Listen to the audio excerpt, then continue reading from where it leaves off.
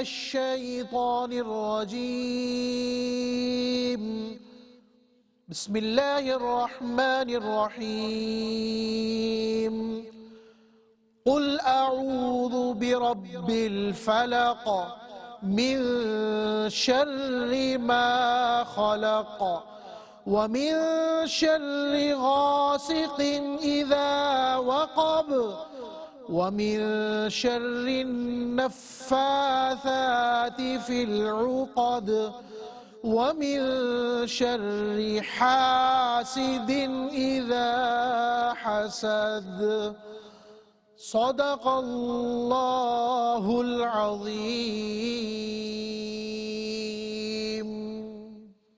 الحمد للہ رب العالمین والصلاة والسلام علی سید الانبیاء والمرسلین اما بعد اعوذ باللہ من الشیطان الرجیم بسم اللہ الرحمن الرحیم قل اعوذ برب الفلق من شر ما خلق ومن شر غاسق اذا وقب ومن شر النفاثات في العقد ومن شر حاسد اذا حسد صدق اللہ العظیم. اللہم صلی علی محمد وعلی آل محمد وبارک وسلم. رب اشرح لی صدری ویسر لی امری واحلل عقدۃ من لسانی یفقہوا قولی واجعل لی وزیرا من اہلی آمین یا رب العالمین. ناظرین کرام السلام علیکم ورحمۃ اللہ وبرکاتہ. امید آپ خیریت سے ہوں گے. پروگرام بصیرت القرآن میں آپ کو خوش آمدید کہتے ہیں. الحمدللہ آج ایپیسوڈ نمبر 1154 آپ کی خدمت میں پیش کر رہے ہیں. انشاءاللہ آج ہم مطالعہ کریں گے سورۃ الفلق کا. اس کی تلاوت کے ذریعے حسب معمول قاری سلمان صاحب نے پروگرام کا باقاعدہ آغاز فرما دیا اور ہمیشہ کی طرح آج بھی ہمارے ساتھ ہمارے نوجوان ساتھی اسٹوڈیوز میں موجود ہیں. آئیے انہیں خوش آمدید کہتے ہیں, پروگرام میں شامل کرتے ہیں. السلام علیکم ورحمۃ اللہ وبرکاتہ. وعلیکم السلام ورحمۃ اللہ وبرکاتہ. خیریت سے بیٹا آپ لوگ؟ الحمدللہ ماشاءاللہ. ناظرین کرام سب سے پہلے ہم سب کی ترغیب تشویق و یاد دہانی کے لیے نبی مکرم صلی اللہ علیہ وآلہ وسلم کا ایک مبارک فرمان پیش خدمت ہے. آئیے قرآن حکیم سیکھیں. فرمان نبوی صلی اللہ علیہ وآلہ وسلم. اللہ تعالیٰ قرآن کریم کی بدولت قوموں کو عروج عطا فرمائے گا اور اس کو ترک کر دینے کی وجہ سے ان کو رسوا کر دے گا. صحیح مسلم شریف کی روایت ہے. قوموں کے عروج اور زوال کا فلسفہ بیان ہو رہا ہے. اس قرآن پاک کو تھامنے والوں کو اللہ عروج عطا فرمائے گا اور اسے ترک کر دینے کی وجہ سے لوگوں کو رسوا کر دے گا. البتہ ایک نقطہ ہم نے بار بار ذکر کیا, یہ ماننے والوں کے تعلق سے اصول ہے. قرآن حکیم کو ماننے والے جب قرآن حکیم کو تھامیں گے تو دنیا میں بھی عروج پائیں گے اور فراموش کریں گے تو ذلت اور رسوائی ان کا مقدر بن جائے گی. اللہ تعالی ہمیں قرآن حکیم سے تعلق کی مضبوطی اور اس کے حقوق کو ادا کرنے کی توفیق عطا فرمائے. بارہا قرآن حکیم کے حقوق کا ذکر آیا. قرآن حکیم پر ایمان, قرآن حکیم کی باقاعدہ تلاوت, قرآن حکیم کو سمجھنا, قرآن حکیم کے احکام پر عمل کرنا اور قرآن حکیم کے پیغام کو دوسروں تک پہنچانا. کتنے حقوق ہیں قرآن حکیم کے؟ 5 ہیں. اللہ تعالیٰ ہم سب کو ادا کرنے کی توفیق عطا فرمائے. ناظرین کرام بات کو آگے بڑھاتے ہیں. سورۃ الاخلاص کا مطالعہ ہم نے مکمل کیا پچھلی نشست میں اور آج ہم سورۃ الفلق کا مطالعہ کر رہے ہیں. دونوں صورتوں کے مرکزی مضامین, آیات کا تجزیہ مضامین کے اعتبار سے اور ربط صورت کو جانتے ہیں. سورۃ الاخلاص مرکزی مضمون تھا ذات و صفات باری تعالیٰ کا جامع بیان. اللہ تعالیٰ کی ذات اور اس کی صفات کا بہت جامع مختصر الفاظ میں بیان ہمارے سامنے آیا. آیات کا تجزیہ کرتے ہیں. پہلی 2 آیات سورۃ الاخلاص توحید ذات باری تعالیٰ کی وضاحت. وہ احد ہے, اکیلا ہے اور وہ بے نیاز ہے. اگلا نقطہ ہے سورہ اخلاص کی آیات 3 اور 4 کے تعلق سے باری تعالیٰ کی صفات کا جامع بیان. نہ وہ کسی کا والد نہ کسی کی اولاد اور کوئی ایک بھی اللہ کے جیسا, اس کے برابر, اس کے ہمسر نہیں ہے. یہ صفات باری تعالیٰ کا ذکر ہمارے سامنے آیا تھا. ربط صورت کو جانتے سورۃ الاخلاص اور اب اس کے بعد سورۃ الفلق ہے.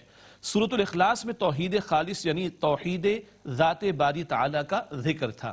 سورۃ الفلق میں اللہ تعالیٰ کی ربوبیت اور شرور سے بچنے کے لیے اس سے التجا کرنے کا بیان ہے. اللہ تعالیٰ کی ایک شان یہ بھی ہے کہ وہ رب العالمین ہے. ویسے رب الناس کے الفاظ آئیں گے سورہ الفلق میں, لیکن اللہ رب العالمین بھی ہے. تو یہ توحید ہی کے تعلق سے اللہ تعالیٰ کا ایک اور تعارف کہ وہ رب ہے اور وہ رب ہی ہے جو شرور کے اثرات سے, مضر اثرات سے بچانے والا ہے. اس سے شرور سے بچاؤ کے تعلق سے التجا کرنا یہ سکھایا جا رہا ہے سورۃ الفلق میں. یہ تو ہوا ربط سورت کا بیان. اب سورۃ الفلق کا مرکزی مضمون اور آیات کا تجزیہ آپ کے سامنے رکھتے ہیں. مرکزی مضمون ہے خارجی شرور سے حفاظت کے لیے دعا. بہت سے شرور ہمارے باہر سے دوسروں کی جانب سے ہم پر حملہ آور ہوتے, یہ خارجی شرور ہیں, ایکسٹرنل شرور باہر سے آنے والے. ان سے بچنے کی دعا کیسے کی جائے؟ سورۃ الفلق میں ہمیں سکھایا جا رہا ہے۔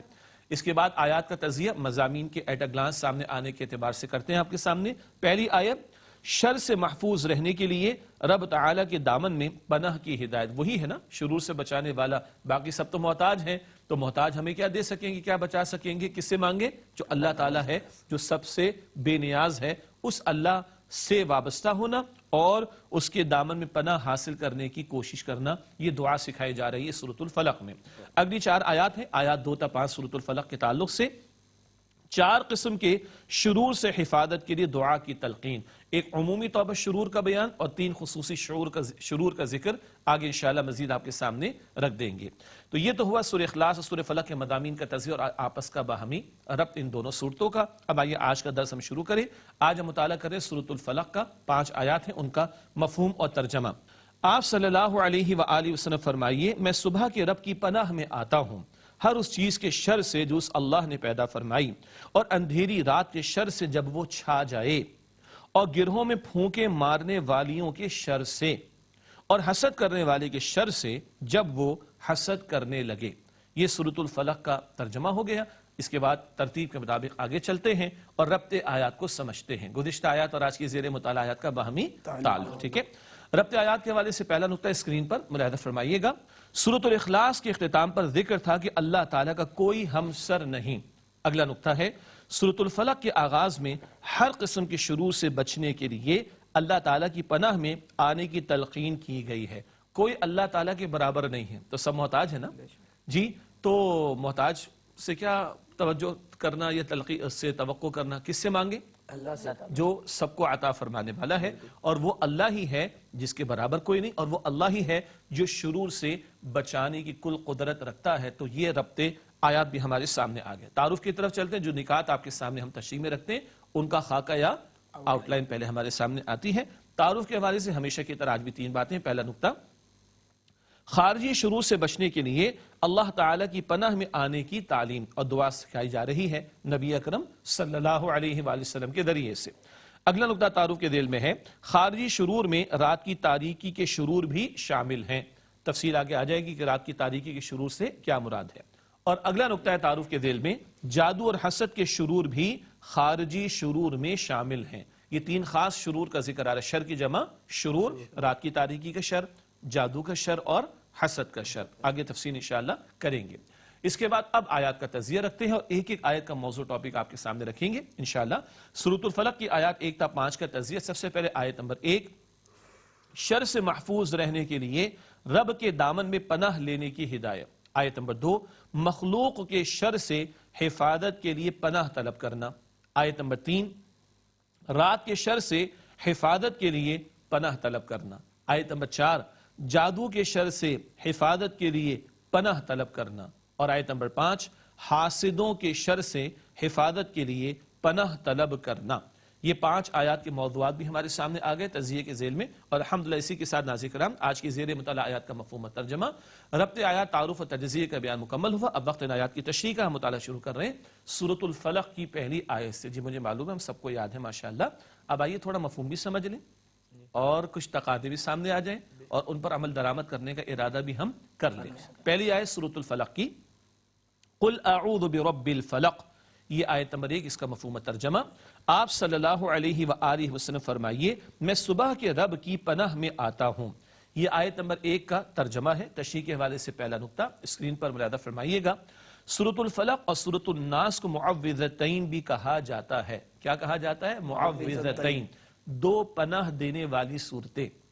ٹھیک ہے، البتہ سورہ فلق اور سورہ الناس جن کو معوذتین حدیث میں کہا گیا، ان کی اہمیت کچھ نبی مکرم علیہ السلام کے ارشادات اور کچھ نبی اکرم علیہ السلام کے معمولات کا بیان اگلی نشست میں ہمارے سامنے آئے گا انشاءاللہ تعالی۔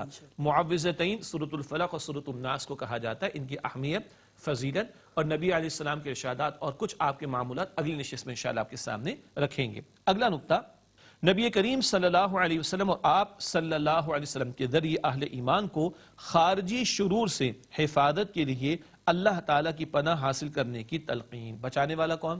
اللہ سبحانہ وتعالی۔ حضور علیہ السلام سے مخاطبت ہے، آپ کو اور آپ کے ذریعے ایمان والوں کو تعلیم دی جا رہی ہے۔ یہ وہ انداز ہے جہاں ہم کہتے ہیں کہ دعا کرنے کا طریقہ خود اللہ تعالیٰ نے سکھایا۔ قل یوں کہیے، یوں دعا کیجئے. یہ انداز کیا ہے کہ ایک دعا کی تعلیم خود کون دے رہا ہے؟ اللہ سبحانہ وتعالی، اور حضور علیہ السلام سے خطاب کر کے امت کو تعلیم عطا ہو رہی ہے. اگلا نقطہ، پناہ مانگنے سے مراد یہ ہے کہ کسی چیز کا خوف محسوس کر کے اپنے آپ کو اس کے شر سے بچانے کے لیے کسی دوسرے کی حفاظت میں آنا. دوبارہ، پناہ کسے کہتے ہیں؟ کسی شے کا، کسی چیز کا خوف محسوس کرنا اور اس کے شر سے بچنے کے لیے کسی دوسرے کی حفاظت میں آنا. اب وہ دوسرا کون ہے؟ وہ اللہ سبحانہ وتعالی ہی ہے، کیونکہ باقی سب اسی کے محتاج ہیں نا. تو اللہ سبحانہ وتعالی سے بندہ مانگے جو سب کو نفع دینے والا یا نقصان پہنچانا اس کی طاقت رکھتا ہے اور بچانے کی کل قدرت رکھتا ہے. پوری کائنات پر اختیار کس کا ہے؟ اللہ سبحانہ وتعالی کا. تو یہ اللہ کی پناہ میں آنے کی طرف اشارہ ہو رہا ہے. اگلا نقطہ، یہاں مراد ہے کہ ہر طرح کے خطرات سے بچنے کے لیے اللہ تعالیٰ کی پناہ طلب کی جائے کہ وہی مسبب الاسباب ہے. جو کچھ دکھائی دے رہا ہے یہ ظاہر مخلوق اسباب ہیں، لیکن اللہ خالق ہے اور مسبب الاسباب ہے. یہ اسباب میرا کچھ بگاڑ نہیں سکتے، مجھے کچھ نفع نہیں دے سکتے جب تک کہ اللہ کا اذن اور اللہ کی اجازت نہ ہو. یہ اسباب ہیں لیکن وہ مسبب الاسباب ہے، تو اس کی پناہ حاصل کرنے کی کوشش کی جائے. اگلا نقطہ، لفظ فلق آیا، لکھا ہے ہم نے. فلق کے معنی پھٹنا، پھاڑنا اور الگ ہونے کے ہیں. فلق کا لفظ پھٹنا، پھاڑنا، الگ ہونا، اس مفہوم میں یہ لفظ استعمال ہوتا ہے. اب دلچسپ نقطہ کیا ہے؟ اگلا اور آخری نقطہ اس آیت کی تشریح میں ہے، اللہ تعالیٰ رات کو پھاڑ کر صبح نکالتا ہے. رات کی تاریکی تاریکی ہوتی ہے. کوئی جو ارلی مارننگ کسی کو نکلنا ہو، خاص طور پر سردیوں کا زمانہ ہو، تو بچوں کو بھی اسکول تاریکی میں نکلنا پڑتا ہے نا، 6:30 پونے 7 بجے. تو ذرا مشکل سی محسوس ہوتی، تھوڑی دیر بعد کیا ہے؟ اجالا چھا جاتا ہے. تو کون ہے اس تاریکی کو پھاڑنے والا؟ اللہ سبحانہ وتعالی. اب اس بات کا تعلق شروع سے بچانے کے ضمن میں کیا ہے؟ اگلا نقطہ اسی کے ساتھ ہے. وہی رب تعالی آفات کے ہجوم کو چھانٹ کر عافیت پیدا فرمانے والا ہے. مصائب ہوں، مشکلات ہوں، شرور ہوں، آفات ہوں، ان کے ہجوم کو پھاڑ کر عافیت عطا فرمانے والا ہے. ربط سمجھ آ رہی ہے بیٹا باپ؟ تاریکی کا پردہ چاک کرنے والا کون؟ اللہ. رات کی تاریکی کو ختم کر کے صبح کی روشنی نمودار کرنے والا کون؟ اللہ سبحانہ وتعالی. وہی اللہ مصائب ہوں، پریشانیاں ہوں، مضرتیں ہوں، نقصانات ہوں، شرور ہوں، تکالیف ہوں، ان کے ہجوم کو دور کر کے عافیت عطا فرمانے والا ہے. اس اللہ سے مانگا جائے شرور سے بچنے کے تعلق سے. یہ پہلی آیت ہوئی. اگلی آیت کی طرف چلتے. اگلی آیت سورۃ الفلق کی آیت نمبر 2. ارشاد ہوا، من شر ما خلق. آیت نمبر 2 کا ترجمہ کرتے ہیں، ہر اس چیز کے شر سے جو اللہ نے پیدا فرمائی. اب کس بات سے بچنے کی التجا ہو رہی ہے؟ ہر وہ شر جو اللہ نے پیدا فرمایا اس سے بچنے کی التجا ہو رہی ہے. تشریح کی طرف چلتے ہیں. اس حوالے سے پہلا نقطہ اسکرین پر ملاحظہ فرمائیے گا. ہر اس شے کے شر کے پہلو سے پناہ مانگنا جو اس نے تخلیق فرمائی ہے. اس نقطے کو سمجھیں گے. ہر شے کا خالق کون ہے؟ اللہ تعالیٰ. مگر ہر شے میں کوئی نہ کوئی شر کا پہلو ہو سکتا ہے یا کبھی ہو سکتا ہے. آئیے تھوڑا اس کو سمجھتے ہیں. ہر مخلوق میں تقصیر، تنقیص، کمی ہونا اور نقصان کا کوئی نہ کوئی پہلو ہوتا ہے جس کی وجہ سے شر جنم لیتا ہے. تو جب جب کسی شے میں کوئی شر جنم لے، اس کے شر سے بچنے کے لیے اللہ تعالیٰ کی پناہ میں آنے کی کوشش کی جائے. اس کی طرف توجہ دلائی گئی. آخری نقطہ اس آیت کی تشریح میں ہے، اس آیت میں عموم کے اعتبار سے ہر قسم کے شر سے بچنے کے لیے اللہ تعالیٰ کی پناہ میں آنے کی تلقین کی گئی ہے. ہمیں تو پتہ بھی نہیں کیا کیا شر ہے. ہر شر سے بچنے کے لیے دعا سکھائی جا رہی ہے. البتہ اگلی 3 آیات میں 3 خاص شرور کا ذکر آئے گا. ان کا ذکر آپ کے سامنے رکھتے ہیں ناظرین کرام ایک وقفے کے بعد انشاءاللہ تعالی. السلام علیکم ورحمۃ اللہ وبرکاتہ. السلام علیکم ورحمۃ اللہ وبرکاتہ. ناظرین کرام، پروگرام بصیرت القرآن میں آپ کو خوش آمدید کہتے ہیں. آج ہم مطالعہ کر رہے ہیں سورۃ الفلق کا اور اس کی 2 آیات کا مطالعہ آپ کے سامنے رکھا گیا. آئیے تیسری آیت کا مطالعہ شروع کرتے ہیں. اعوذ باللہ من الشیطان الرجیم، بسم اللہ الرحمن الرحیم. وَمِن شَرِّ غَاسِقٍ إِذَا وَقَبَ. یہ آیت نمبر 3 اس کا مفہوم اور ترجمہ. اور اندھیری رات کے شر سے جب وہ چھا جائے. یہ آیت نمبر 3 کا ترجمہ ہو گیا. رات کی تاریکی کا ذکر آ رہا ہے. تشریح کی طرف چلتے ہیں. پہلا نقطہ اسکرین پر ملاحظہ فرمائیے گا. اب 3 شرور کا خاص طور پر ذکر کیا جا رہا ہے. پچھلی آیت میں تمام شرور کا ذکر تھا، اب 3 خاص شرور کا ذکر آ رہا ہے. پہلا شر کیا ہے؟ آئیے سمجھتے ہیں. تاریک رات کے جب کہ وہ پوری طرح چھا جاتی ہے. رات کی تاریکی جب وہ پوری طرح چھا جائے تو کچھ شر کے پہلو سامنے آتے ہیں. کیسے بھلا؟ اگلا نقطہ اس آیت کی تشریح میں. عام طور پر رات کے اندھیرے میں ہی خطرناک اور موذی جانور نکلتے ہیں، جانور ہوں، حشرات الارض ہوں، رات میں ان کے نکلنے کا معمول زیادہ ہوتا ہے اور اسی وقت زیادہ لوگوں کو تکلیف پہنچنے کا امکان بھی ہوتا ہے۔ تو یہ رات کی تاریکی جبکہ وہ چھا جائے اس وقت کے شرور میں سے ایک مثال آ گئی۔ اگلا نقطہ، اسی طرح جرائم پیشہ افراد اپنے برے ارادوں پر عمل کرنے کے لیے عموماً رات کو ہی نکلتے ہیں۔ یہ الگ بات ہے کہ اب بے باکی اس طرح ہے کہ دن دہاڑے بھی ڈاکے ڈالے جاتے ہیں اور بھی کام ہوتے ہیں، لیکن اکثر و بیشتر جرائم پیشہ افراد رات ہی کے موقع پر نکلتے ہیں اپنی مجرمانہ کارروائیوں کے لیے۔ تو یہ بھی رات کی تاریکی کے شرور میں سے شر کی مثال آ گئی۔ اگلا نقطہ، اس لیے اس آیت میں ایسے تمام شرور سے پناہ طلب کرنے کی تلقین کی گئی۔ کون سے؟ یعنی جو رات کی تاریکی کے موقع پر ہوا کرتے ہیں۔ جادو ٹونے کے اثرات کے معاملات بھی رات کی تاریکی میں زیادہ اثر کرتے ہیں۔ اللہ ہم سب کی حفاظت فرمائے۔ اور بھی بہت سارے شرور ہو سکتے ہیں، 2-3 مثالیں ہمارے سامنے آ گئی۔ تو خاص کون سے شر کا ذکر آیا؟ رات کی تاریکی کا شر، اور اس سے بچنے کے لیے اللہ تعالی سے دعا کرنا۔ وضاحت آ رہی ہے نا؟ ہمیں شاید اندازہ نہیں تھا کہ سورۃ الفلق میں یہ اہم مضامین ہیں، اسی لیے ہماری خواہش تھی، کوشش کر رہے ہیں قرآن پاک سمجھ کر پڑھے، تھوڑا وضاحت بھی سامنے ہو تو اور ہماری توجہ قرآن پاک کی طرف بڑھے گی، اللہ تعالیٰ سے تعلق انشاءاللہ مضبوط ہوگا۔ اگلی آیت سورۃ الفلق کی آیت نمبر 4، ارشاد ہوا وَمِن شَرِّ النَّفَّاثَاتِ فِي الْعُقَدِ، اس آیت کا ترجمہ، اور گرہوں میں پھونکے مارنے والیوں کے شر سے۔ یہ آیت نمبر 4 کا ترجمہ۔ اب دوسرے شر کا بیان آ رہا ہے۔ خاص پہلا کیا تھا؟ رات کی تاریکی، اب جادو ٹونے کا شر۔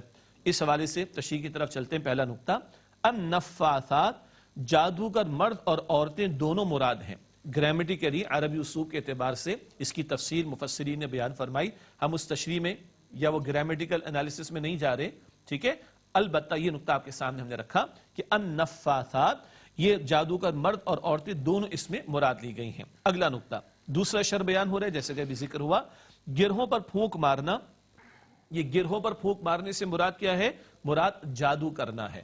اللہ کے پیارے رسول علیہ السلام کا واقعہ بھی آپ نے سنا ہوگا سورۃ الفلق اور سورۃ الناس کی تشریح کے ذیل میں، اور وہ یہودی ایک تھا، اس کی بیٹیوں نے وہ گرہیں لگا کر بالوں کے اندر اس طرح کا معاملہ کیا تھا۔ وہ تفصیلات ہمیں تفاسیر میں مل جاتی ہیں، لیکن عموم کے اعتبار سے بھی اکثر یہ گرہیں لگا کر پھونک مارنا یہ مراد دی گئی ہے جادو ٹونا کرنے کے تعلق سے۔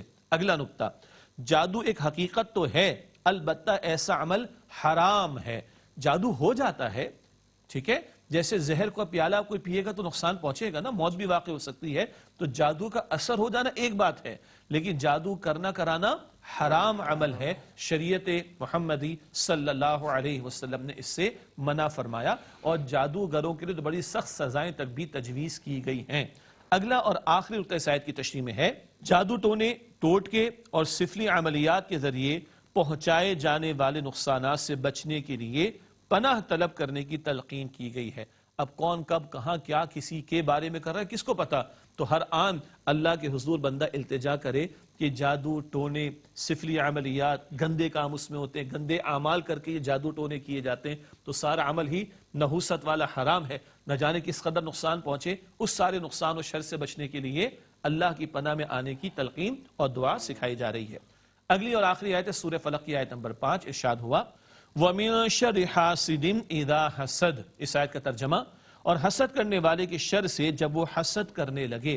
یہ آیت نمبر 5 کا مفہوم اور ترجمہ ہے، تشریح کے والے سے پہلا نقطہ۔ تیسرا شر حسد، اس کا ذکر آ رہا ہے۔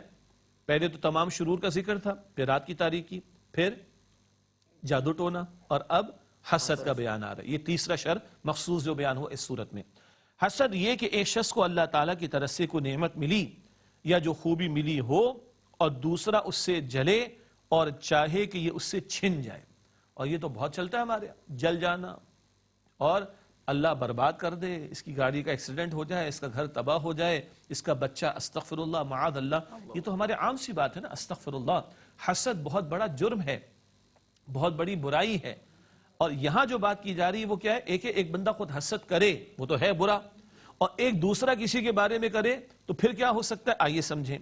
ایک شخص جب دوسرے سے حسد کرتا ہے تو عین ممکن ہے کہ اپنے حاسدانہ جذبات سے مغلوب ہو کر اسے نقصان پہنچانے کے درپے ہو جائے، کسی کو دیکھ کر کوئی جل رہا ہے نا، اس کی گاڑی کو، کاروبار کو اور چیزوں کو دیکھ کر، تو ہو سکتا ہے یہ حسد کا مارا شخص اپنے جذبات سے مغلوب ہو کر اس کو نقصان پہنچانے کے درپے ہو جائے، شاید قتل بھی کروانے کی کوشش کرے، حرام کام جادو کرانے کی اس پر کوشش کرے.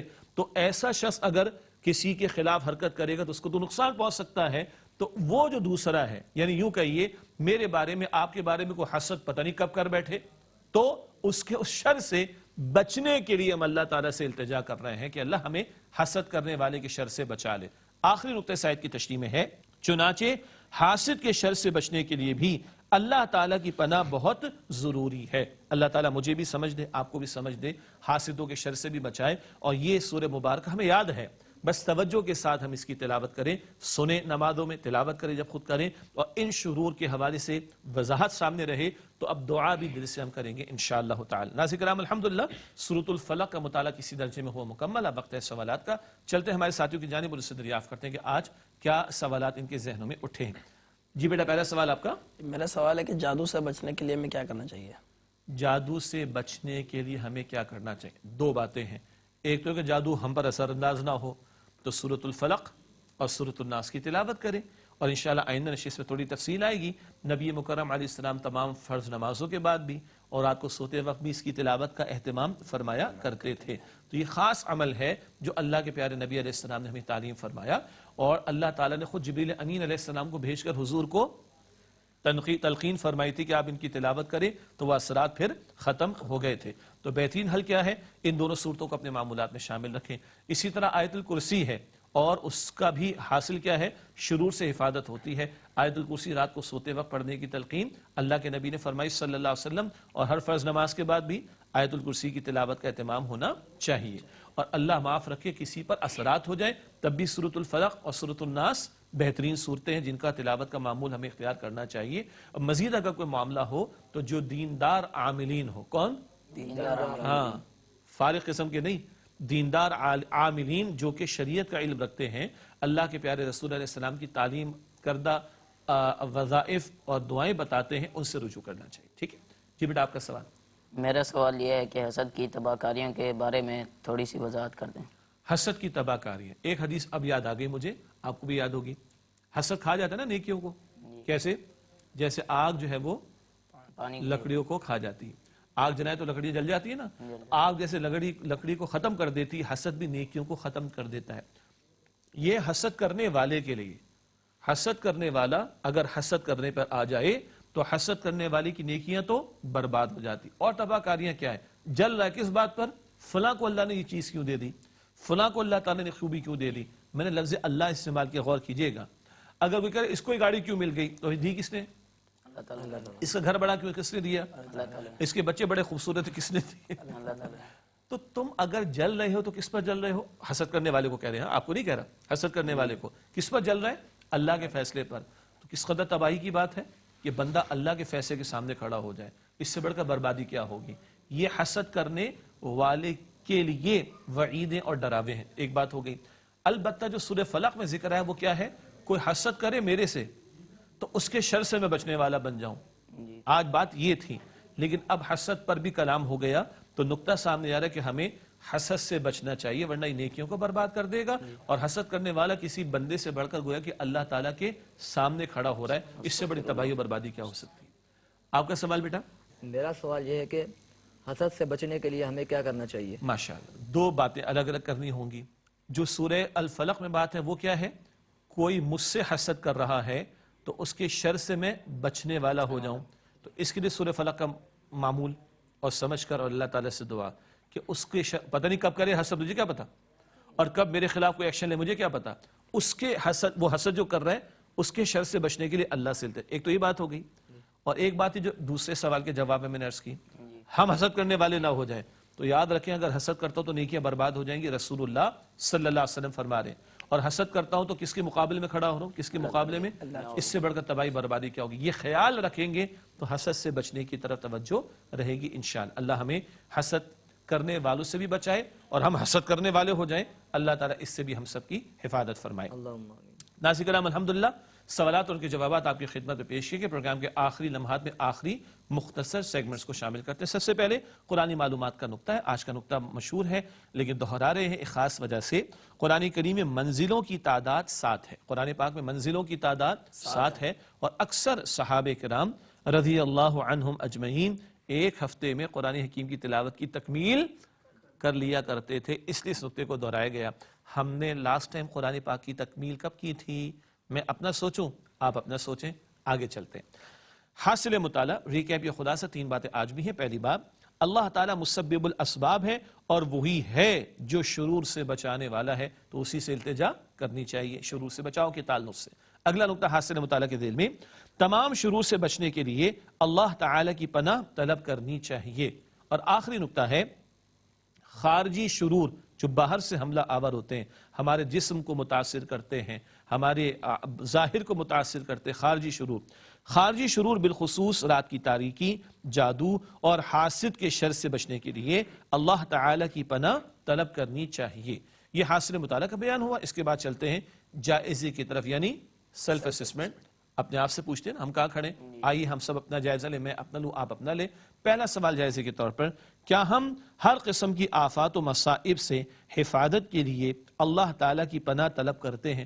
یہ یاد بھی ہے کہ اللہ سے مانگنا ہے، اور مشکلات تو کس کے ساتھ نہیں ہیں، لیکن رجوع اللہ کرنا، اللہ کی طرف رجوع کرنا ہمیں یاد بھی رہتا ہے کہ نہیں؟ اگلا سوال، کیا معوذتین کی تلاوت کو اپنے معمولات میں شامل رکھتے ہیں؟ معوذتین کون سی 2 صورتیں ہیں؟ سورۃ الفلق اور سورۃ الناس. آئندہ مزید اس پر کلام ہوگا. کیا یہ دونوں صورتیں ہمارے معمولات میں شامل ہیں؟ جیسے کہ جوابات کے ذیل میں ذکر بھی آ چکا. اگلا اور آخری سوال ہے جائزے کے طور پر، کیا ہم حسد جیسی تباہ کن برائی سے بچنے کی کوشش کرتے ہیں؟ ایک حسد کرنے والا، اس کے شر سے میں بچ جاؤں. ایک ہے میں خدا نہ خواستہ حسد میں مبتلا نہ ہو جاؤں. کیا حسد سے بچنے کے لیے میں کوشش کر رہا ہوں؟ اور حسد کرنے والا کسی سے جلتا ہے تو وہ اللہ کے فیصلے پر جلتا ہے، انجام سوچتے کہاں کھڑا ہوگا. اللہ مجھے اور آپ کو محفوظ رکھے حسد جیسے مرض سے. اس کے بعد آخری 2 باتیں پروگرام میں شامل کرتے ہیں. گزشتہ سوال کا جواب، سورۃ الممتحنہ کی کس آیت میں عورتوں کی بیعت کے الفاظ ذکر کیے گئے ہیں؟ درست جواب ہے سورۃ الممتحنہ کی آیت نمبر 12. 28 سے پارے کی صورتوں تک ہم پہنچے. سوالات کرتے کرتے سورہ فاتحہ سے ہم نے سلسلہ شروع کیا تھا. عورتوں کی بیعت کے الفاظ قرآن پاک میں، مردوں کی بیعت کے الفاظ احادیث میں ہیں. سبحان اللہ. عورتوں کی بیعت کے الفاظ قرآن کریم میں آئے ہیں کہ وہ اللہ کے ساتھ شرک نہیں کریں گی، اور وہ چوری نہیں کریں گی، وہ زنا نہیں کریں گی، اور وہ ناجائز بچے کو اپنے شوہر کی طرف منسوب نہیں کریں گی. تفصیل ہے سورہ ممتحنہ آیت نمبر 12 میں اس کا ذکر آیا ہے. آج کا سوال نوٹ کیجئے گا، سورۃ الصف کی کس آیت میں ذکر ہے کہ نبی کریم صلی اللہ علیہ وآلہ وسلم کی بعثت کا مقصد نظام زندگی پر اللہ تعالیٰ کے دین کو قائم کرنا ہے؟ حضور کو کیوں بھیجا گیا؟ اللہ کی زمین پر اللہ کے دین کو قائم کرنے کے لیے. تو سورۃ الصف کی کس آیت میں ذکر آیا ہے؟ میں دوبارہ سوال عرض کرتا ہوں، سورۃ الصف کی کس آیت میں ذکر ہے کہ نبی کریم صلی اللہ علیہ وآلہ وسلم کی بعثت کا مقصد نظام زندگی پر اللہ تعالیٰ کے دین کو قائم کرنا ہے؟ درست جواب انشاءاللہ اگلے پروگرام میں آپ سے شیئر کریں گے. اور اسی کے ساتھ چاہیں گے اجازت، اس لیے کہ پروگرام کا وقت ہوا مکمل. آپ تمام ساتھیوں کو بہت شکریہ. اللہ تعالیٰ آپ کو جزائے خیر عطا فرمائے. ناظرین کرام، ہم سب کو، ہماری پوری ٹیم کو، ہمارے قاری صاحب کو، تمام تعاون کرنے والوں کو، کیو ٹی وی کی انتظامیہ کو، تمام مسلمانوں کو اپنی دعا میں یاد رکھیے. اے اللہ سبحانہ وتعالی ہم سب کو ہر قسم کے شر سے محفوظ فرما، اور اپنی ذات پر توکل بھی عطا فرما، اور اپنے سے اے اللہ مانگنے والا ہم سب کو بنا. آمین یا رب العالمین. وآخر دعوانا الحمدللہ رب العالمین. والسلام علیکم ورحمۃ اللہ وبرکاتہ. ناظرین، اگر آپ ایسی ہی مزید ویڈیوز دیکھنا چاہتے ہیں تو ہمارا ARYQTV کا چینل سبسکرائب کیجئے اور بیل آئیکن کا بٹن دبانا نہ بھولیے تاکہ آپ سے کوئی پسندیدہ پروگرام مس نہ ہو جائے.